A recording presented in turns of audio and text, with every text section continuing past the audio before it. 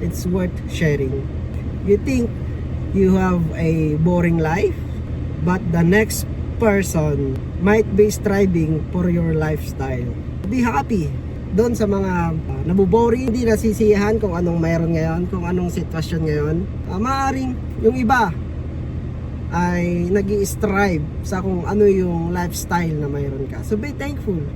Alam mo, ang kalaban kasi natin dito is the comparison. Comparison is the thief of joy.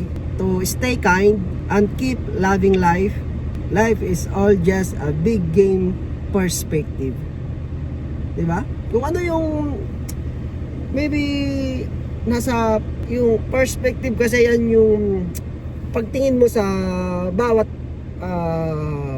bagay. Yan yung gaano mo tignan yung situation, kung gaano mo siya binavalue, o kaya gaano mo siya sinosolve, or nakafocus ka ba sa problem or nakafocus ka sa solution. Diba? You get me or not? I don't know.